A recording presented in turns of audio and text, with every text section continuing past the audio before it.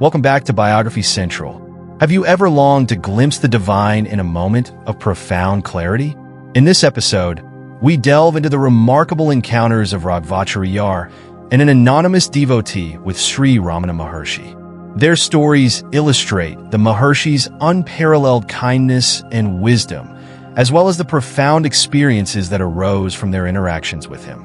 We will witness how Raghavachariyar's quest for understanding culminated in a revelation of the true nature of existence, and how the anonymous devotee's heartfelt expressions of devotion resonated with the essence of Sri Bhagavan. Stay with us as we journey into these illuminating tales of love, surrender, and spiritual awakening. Raghavachariyar. One was often impressed by the tolerance and kindliness of Sri Bhagavan.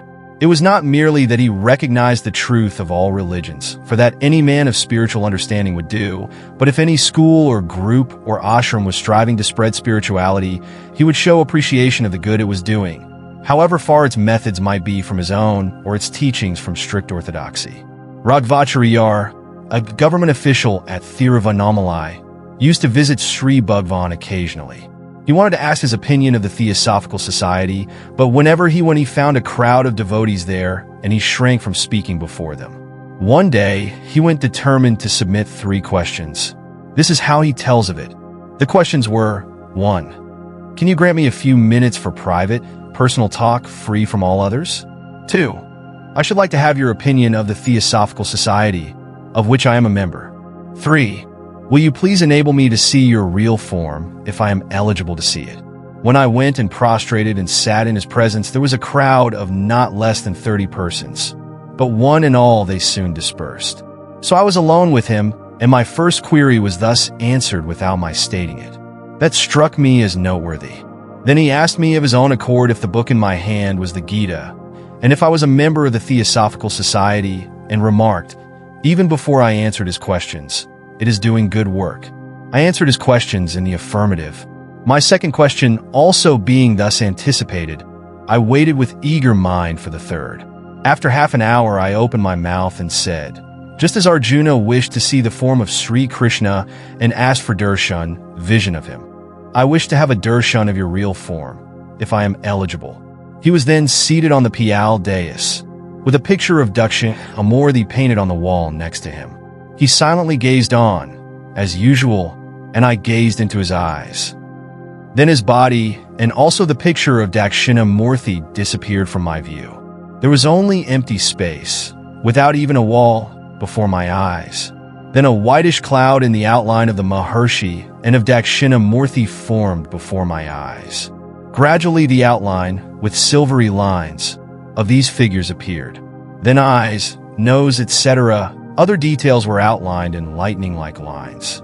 These gradually broadened till the whole figure of the sage and Dakshinamurti became ablaze with very strong and unendurable light. I closed my eyes in consequence. I waited for a few minutes and then saw him and Dakshinamurti in the usual form. I prostrated and came away. For a month thereafter, I did not dare to go near him. So great was the impression that the above experience made on me. After a month, I went up and saw him standing in front of Skandashram. I told him, I put a question to you a month back, and I had this experience, narrating the above experience to him. I requested him to explain it. Then, after a pause, he said, you wanted to see my form. You saw my disappearance. I am formless. So that experience might be the real truth. The further visions may be according to your own conceptions derived from the study of the Bhagavad Gita. But Ganapati Shastri had a similar experience. You may consult him. I did not in fact consult Shastri. After this, Maharshi said, find out who the I is, the seer or thinker, and his abode. An anonymous devotee. A visitor came to Virupaksh, and although he stayed only 5 days, he so obviously had the grace of Sri Bhagavan that Narasimhaswamy, who was collecting material for the biography, self-realization, on which a great part of the present work is based, made a point of noting his name and address. There was an elation, a serenity about him, and the radiant eyes of Sri Bhagavan shone on him. Each day, he composed a Tamil song in praise of Sri Bhagavan, so ecstatic, so spontaneous, so overflowing with joy and devotion, that among all the songs composed, these are the few that have continued to be sung. Later, Narasimhaswamy visited Satyamangalam, the town he had named, to collect more particulars about him, but no such person was known there. It has been pointed out that the name means abode of blessedness and suggested that the visitor may have been an emissary from some hidden abode of blessedness come to pay homage to the Sadguru of the age. One of his songs hails Sri Bhagwan as Ramana Sadguru. Once when it was being sung, Sri Bhagwan himself joined in. The devotee who was singing it laughed and said, "This is the first time I have heard anyone singing his own praise." Sri Bhagwan replied, "Why limit Ramana to these 6 feet? Ramana is universal." One of the 5 songs is so instinct with the joys of dawn and awakening that one can well believe it may have celebrated the true dawn for him who composed it. Dawn is rising on the hill, sweet Ramana come, Lord Arunachala come. In the bush the koel sings, dear master Ramana come, Lord of knowledge, come. The conch blows, the stars are dim. Sweet Ramana come, Lord God of gods come. The cocks crow, the birds chirp. It is already time come. The night has fled come. The trumpets blow, the drums beat. Gold bright Ramana come. Knowledge awake come. The crows caw. It is morn. Snake-decked Lord come. Blue-throated Lord come. Ignorance is fled. The lotus is open. Wise Lord Ramana come. Crown of the Vedas come. Unstained by qualities, Lord of liberation. Gracious Ramana come. Lord peace come. Sage and Lord, one with being knowledge bliss. Lord dancing in joy, come. Love on the summit of knowledge.